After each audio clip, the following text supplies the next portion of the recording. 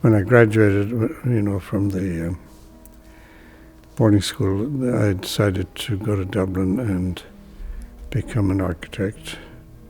And the architecture school at that time was very small, but it was under the direction of a Gothic revivalist who was Rudolf Maximilian Butler. He was very grand.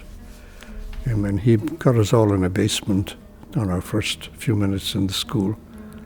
And he said, "There are no plums in architecture," was his introductory word to the world of architecture. And he wasn't so far off, in a way. And then I worked with the leading architect in Dublin for a while, and then decided to go to London. And I worked with the leading architect in London for a while, and then I decided to come back to Dublin, and then I decided I really need to go to graduate school somewhere, and I looked at all of the famous architects. And I applied to Yale, Harvard, and IIT. IIT had Ludwig Mies van der Rohe, and he was the leading architect at the time. I was accepted, incredibly, I was accepted at all three of them. So I decided to go to Chicago. And at that time, it was very difficult to get Irish money changed into dollars.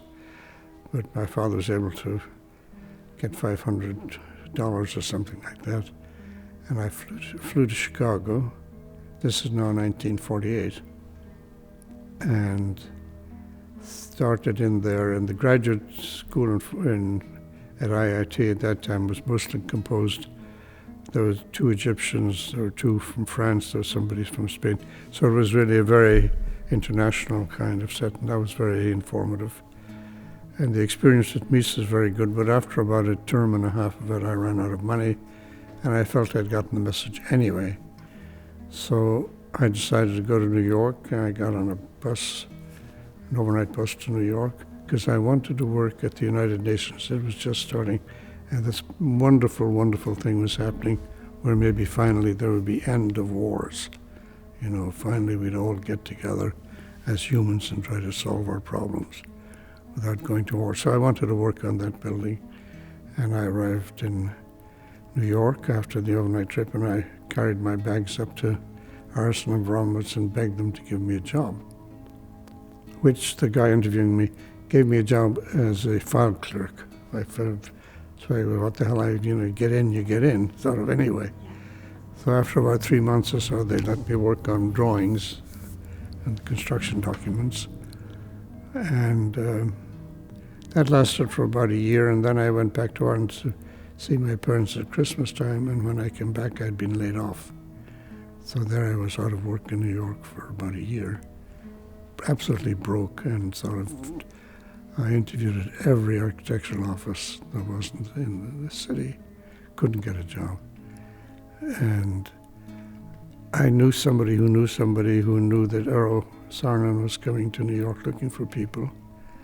And I had a cousin who was in the movie business. She was an actress, and she'd actually done a movie in England with James Mason, so she was really flying high at that moment in time, and she was on her way to Hollywood on an MGM account.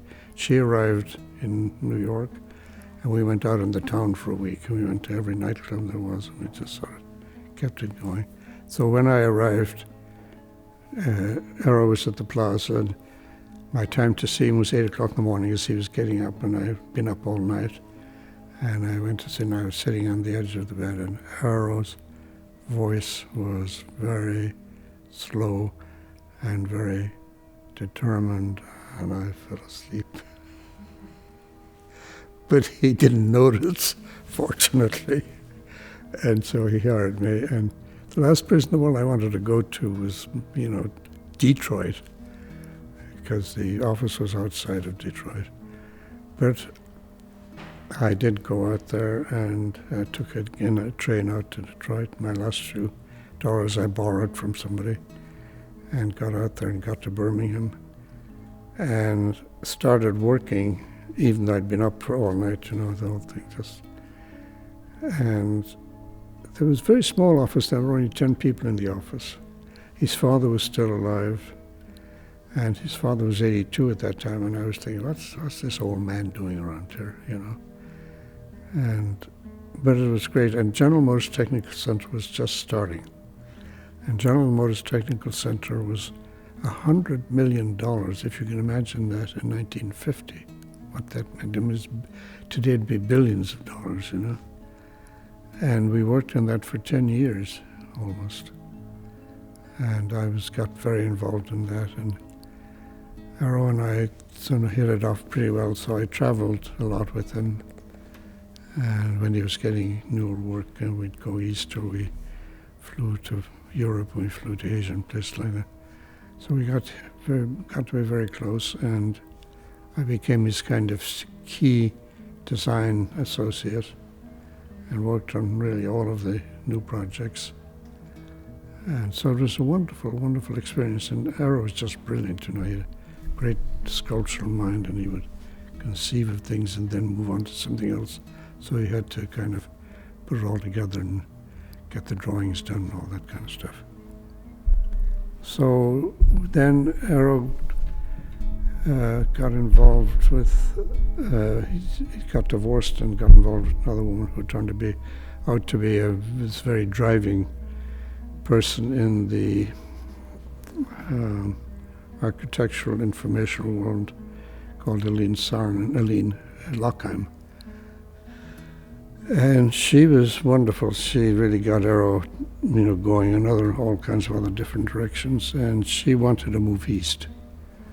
So she finally persuaded him, and I was sent to find a place in Connecticut. Eero had gone to Yale. So we met with several people, and we drove around, and we saw this house, and I felt this would be perfect, you know, it'd be great, it'd be wonderful. And so Eero came and he saw it and he agreed. And then we were all set to move, everybody. At that time the office was about 80 people, and most of them decided to move their families. And I was going to get married this was on a Tuesday, and Eero died on the Sunday before that, so I had to call off my marriage, and we had to pick up the pieces, and we moved the whole place. And John Dinkeloo, who had been in charge of the construction documents, he'd come from Skidmorings and Murrell. At the same time, he joined the office at the same time I did, and we were very good friends. So John and I sort of picked up the pieces and kept the office going.